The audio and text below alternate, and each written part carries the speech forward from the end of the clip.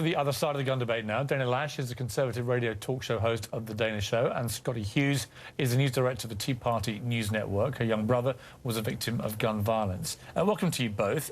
Scotty, what was your reaction to what the president said today? What did you agree with him about? Nothing, because it was propaganda. From the second he opened his mouth, I thought the Golden Globes were done a couple days ago, but from the second he opened his mouth to when he went over and high-fived those kids, exploited those kids. Right, so let me just get this clear. Was true. You don't agree with universal background checks for gun sales? Infringe. Back to the Bill of Rights, strict constitutional. You don't agree Infringe with on that? My rights. I think there's a certain thing to be said, but let's point this out here. Well, Hold on.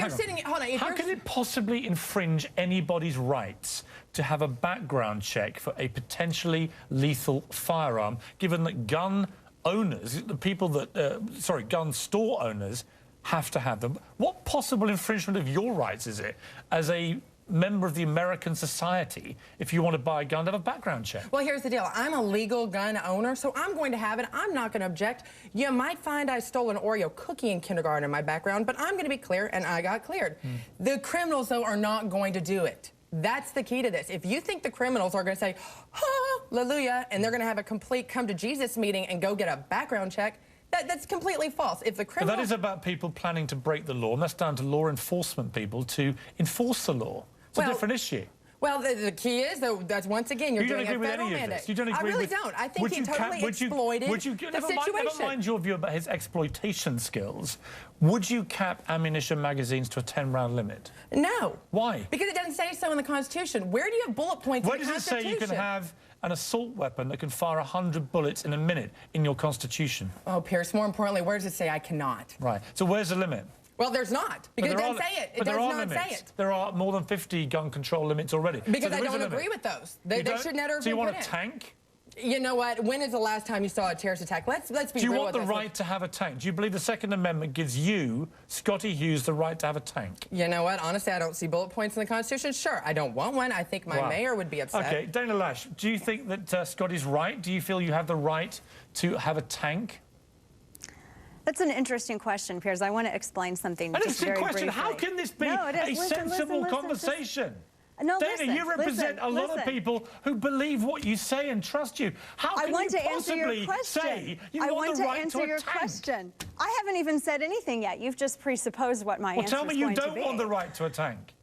The interesting thing about the writing of our Constitution is that, Piers, our founding fathers were very specific in what was and was not mentioned in terms of the Second Amendment. Musket is not mentioned in the Second Amendment. Firearms is what's mentioned. Arms, period, is what is mentioned in the Second Amendment. And there are two reasons why we were successful in the Revolutionary War. Number one, guerrilla tactics. Number two, we had the same weapons capability as those against whom we were fighting. And I think that if you can't glean my answer from that, I think it's pretty definitive. Your country, America, has 5,000 nuclear warheads. I'd say you're pretty covered on the threat of an overseas tyrannical regime. I come back to this question, though, because Scotty wants the right to have a tank. She says there are no limits in terms of the firearms that she can have. By your answer just now, the logical assumption from that is that you also believe there should be no limitation on firearms if a potential enemy has the same thing. So let me ask you again, Dana. Do you think you should have the right to have a tank under the Second Amendment? I think the Constitution is clear, and it says that we have a right to bear arms under the definition of arms. We have the right to firearms. If that is how arms is defined, I'm going to let you draw your conclusions. No, because I've been following this very carefully on your Twitter feed. You've been espousing yourself. So have you started using the term? Have you stopped using the term assault rifle? Dana, I'll come to that in a moment. But you have been espousing very strongly your interpretation of the Second Amendment. I've been quoting the Second Amendment. Not a time to be shy. Do you believe the Second Amendment gives you, as Scotty believes, the right to have a tank? I believe that the Second Amendment gives us all the right to bear arms. That's how I Does that include a tank? See it. If it falls under the definition of firearms. Do you think it does? If it falls under the definition of firearms. Do you think it does, Dana? If I say so, you're going to fire back. Do you think it does? And accuse me about my interpretation. You've been interpreting it all week. I've been reading your Twitter feed. Do you think? No, I've been quoting the Constitution. What I think is more of interest is your use of the term assault rifle. Does your personal interpretation? Dana, answer my question. Does your personal interpretation of the Second Amendment include your right to have a tank?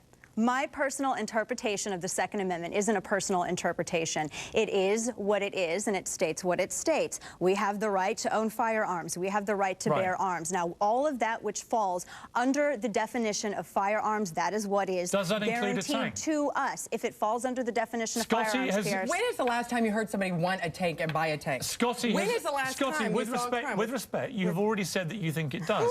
Dana won't answer the question. And I have answered the question. You just why. don't like my answer. Well, my question is your personal interpretation that you... Well, I think it's that funny. No, because no, actually, it's ludicrous. Piers, with all due respect, I find it so interesting that you're trying to nail down this definition when you can't even accurately talk about what is or is not an assault rifle I will come to that, but here's why it's such an important question. Because it's precisely the definition and interpretation of a Second Amendment that has got America into this horrific mess, as I see it. In terms of the right to bear arms and what those arms are. I know, but I have no problem with Americans who defend themselves in their homes with a handgun or a pistol or a shotgun.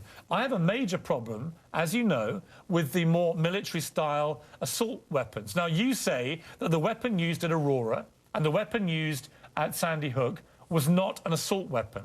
I ask you, what is an assault weapon if it's not a weapon that can kill 20 children in a few seconds or unload 100 bullets in a movie theatre in 90 seconds? What do you term that kind of weapon if it's not an assault weapon? And the reason I put it to you is that the last time there was an assault weapon ban, that particular weapon was included in the ban. And people got round it by modifying it, but it was included. So it was defined in 1994 as an assault weapon. Actually, it also discussed the cosmetics that you could add on to such a weapon. First of all, let me address your initial question. There's no such thing as an assault weapon, no more than there is such a thing as an assault unicorn. And if there is one that exists, I would love to capture it. As for assault rifle, you like to use the term military-style assault rifle. I'm not quite sure what constitutes to you military-style, but I will tell you this. Well, let me make it easier for you. Let me make it easier for you. My brother's a British Army colonel. Okay. And he says that from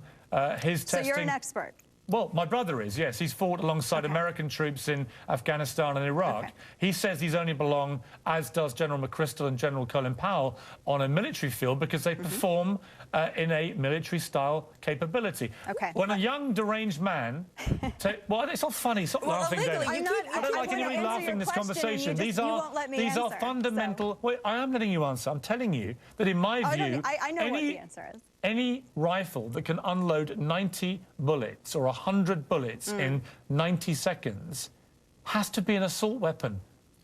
Well, again, assault rifle, when you use the term military-style assault rifle, you do realize that you're trying to conflate the terms, and you're giving the impression that Adam Lanza and these other individuals actually owned military standard rifles. An assault rifle, if you want to use this term for the sake of argument, you're talking about either a weapon or a firearm that's capable of select fire, which I'm sure you know what that means. I do, yeah. Being that you're discussing it, or it's semi-automatic, automatic, or it's capable of select fire. No, you see, I'm actually not, though. I'm actually not. I'm talking about... Well, let me tell you, as a firearm owner, as a member of the NRA, and someone who has shot fully automatic weapons and who owns semi-automatic weapons, let me tell you that a citizen cannot go out and purchase a fully automatic weapon. They are regulated to ban. So when you use this terminology, it is from this knowledge base that you're using to cast aspersions on our Second Amendment rights. You don't dispute that the AR-15 was banned under the last assault weapons ban.